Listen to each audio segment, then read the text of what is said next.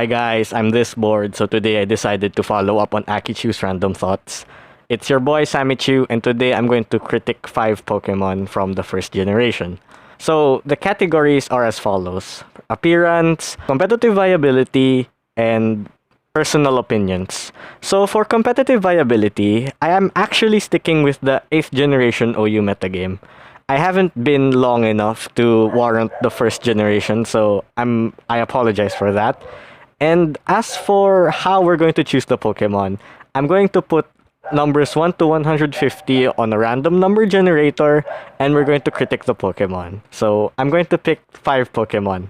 Without further ado, let's start the video. Okay, so first number is 73. And 73rd Pokemon is Tentacruel. Oh wow. So let's go to the first category, which is appearance. Honestly, in the 6th generation, I'm kind of bummed out because this thing is thought to have 80 tentacles, but now I can only see like 3, so I'm a bit sad. But back to its design. It's a jellyfish, and I love jellyfish. I know they're brainless, they're just floating around in the ocean, but I love a jellyfish Pokemon. Coupled with the fact that this is a water poison type just makes me feel, oh my, it's good. Because grass kills water, but since it's poison, it's now neutral. Well, that's me thinking about it. Well, younger me. Now I just think about more of stats. But convenient segue. So, let's start with Tentacruel. So, Tentacruel is actually a good Pokemon, especially defensive. I know in the 7th generation, he's in UU, I believe, which is one tier below overused. And I actually like this Pokemon because he can, well, it can set up toxic spikes, it can rapid spin, it can set up light screen, it could be a defensive wall. I mean, especially defensive wall. So, there's a lot of things going on with Tentacruel. It can soak up hits, and it can dish it out back. So, basically, this Pokemon is a special defensive Pokemon that can still attack. So, you just have to watch out for those ground types, which are mostly physical. And yeah, that's it. So, personal opinion for this Pokemon. Well, I actually like this Pokemon very much. Because I've always been a fan of kaijus, like Godzilla and Mothra. And Tentacruel is one of those few that looks like a kraken. It's like an unofficial kaiju. I know we have that episode that didn't air here in the US, but then again, I actually like Tentacruel. It's one of those Pokemon that you're gonna think it's big, but it's actually not. And I love its design. I love its competitive place in the metagame. So overall, I like it. So that ends Tentacruel, I guess. Okay. Then next number is 26. Raichu. Oh boy. Okay, so I just realized that maybe these Pokemon have Alolan form, so I'm going to talk about them as well. So let's first start with regular Raichu. Physical appearance. I mean, it's just a larger Pikachu. Sorry if I'm being short, but yeah, it's just a larger Pikachu.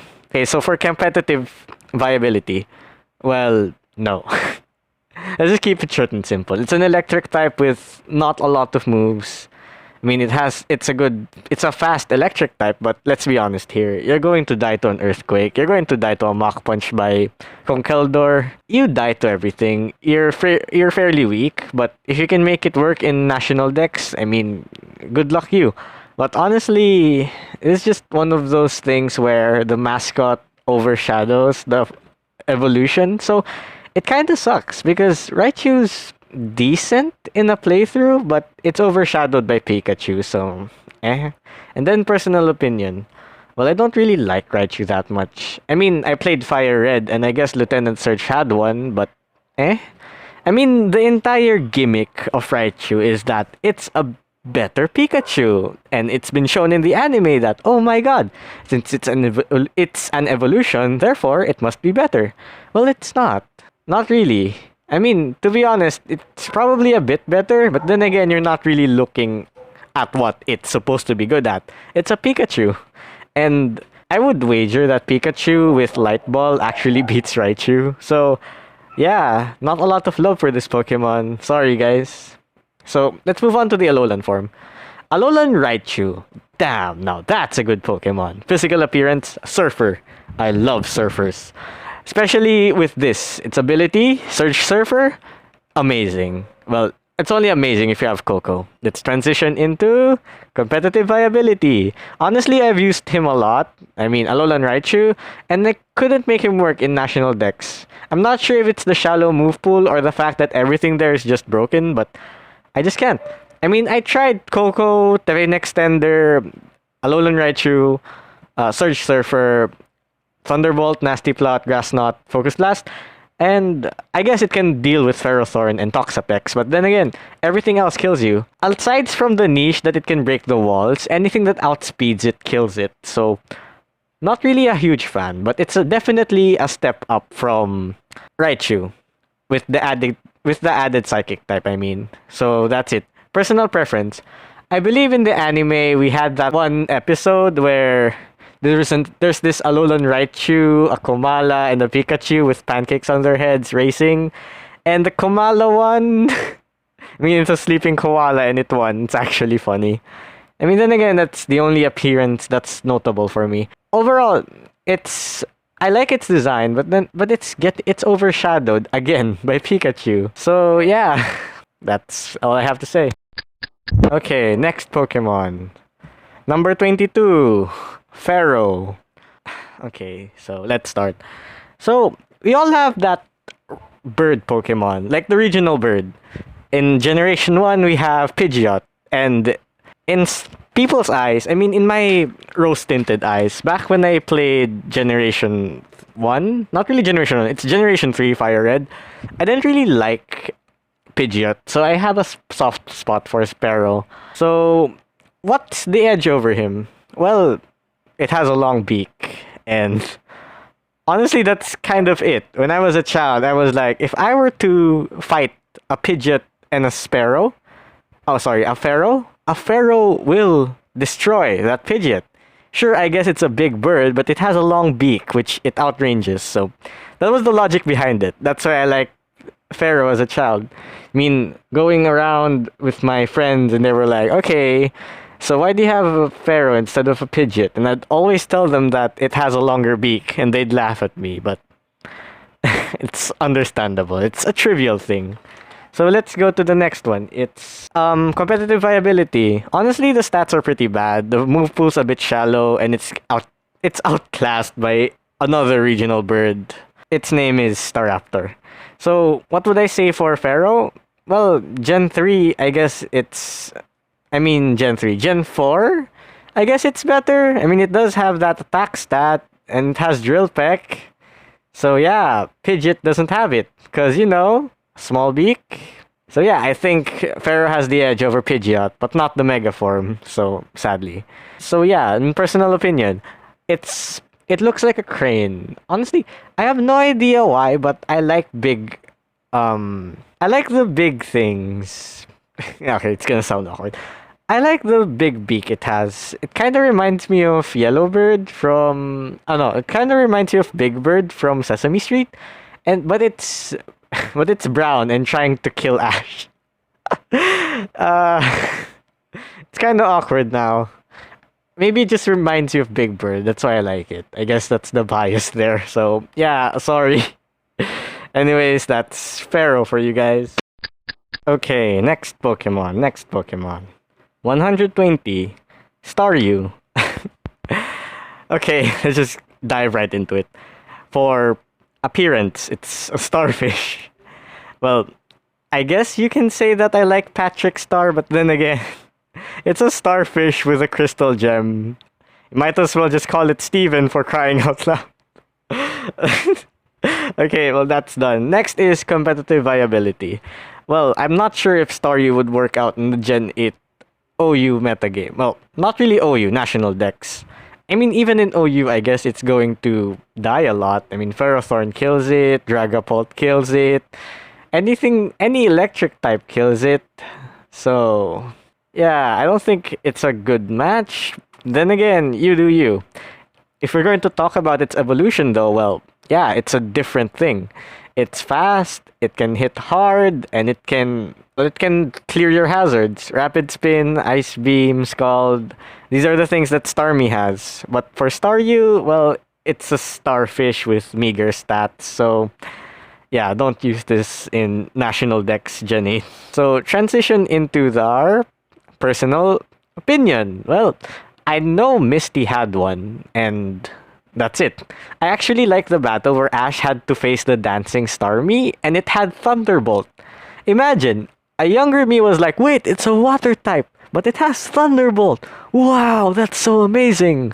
But looking at it now, not so much. First of all, it's water psychic. Starmie is water psychic.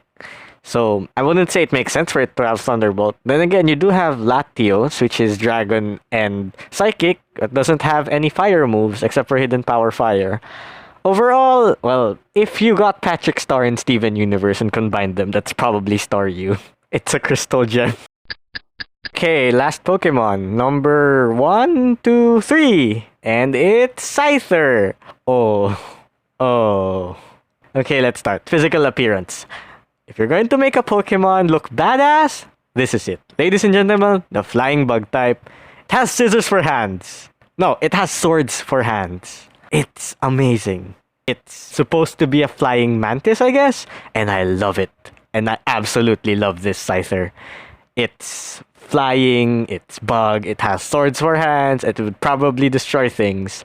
If you were to go into a Pokemon battle, this would probably destroy your opponent. I mean, I remember the manga, it killed an Arbok, and wow, I did not know that when I was a child, but when I grew up, it's like, damn, that's badass. And it's kind of embarrassing, 20-year-old telling you that something with knives is badass. Seems like I've never outgrown my edgy phase. So yeah, let's move to competitive viability. Well, no, it's bad. It's pretty bad. It's 4 times with the Stealth Rock, but we do have heavy duty boots, but you need Eviolite to make things work. To make this thing work. But then again, if you set up a Swords Dance, Aerial Ace, Bug Bite, U-Turn, maybe you can do something? I don't know. But I do like its evolution, Scizor. Now that's a definite upgrade. So you went from Tony Stark to full-on Iron Man. And then it gets a Mega. So we go to Iron Man Part 2. And I love Mega Scizor. This thing with Bullet Punch, Roost, Knockoff, and Sword Stance, this thing will kill anything. Except for, Heatran, maybe. But other than that, this thing will kill anything. It's actually one of the few Pokemon that I've used and swept with. So let's start with the 4th generation. I was hyped for Scizor. I got it on my team, and the Elite Four was pretty easy. Except for Garchomp. I hate Garchomp. Well, I just hate Cynthia's Garchomp. It's very hard. But back to the point. Scyther, without its Mega, is very amazing. Scyther with its Mega is even cooler. And I wish I had a DS just to play Generation 6, so I could have this amazing Pokemon. So yeah, it's just amazing. So let's go into my personal opinion. Well, I don't know if I could say anything else, aside from the fact that I love Scyther. And Scyther just made it even better. I mean, the Mega, not so much, I guess, but Scyther and Scizor is just amazing. Not sure about Mega Scizor though. I don't like the design, but it's a monster in competitive. So I don't know where my biases lie. Anyways, that's Scyther for you guys. So that wraps up my top 5 thoughts, I guess. Not sure.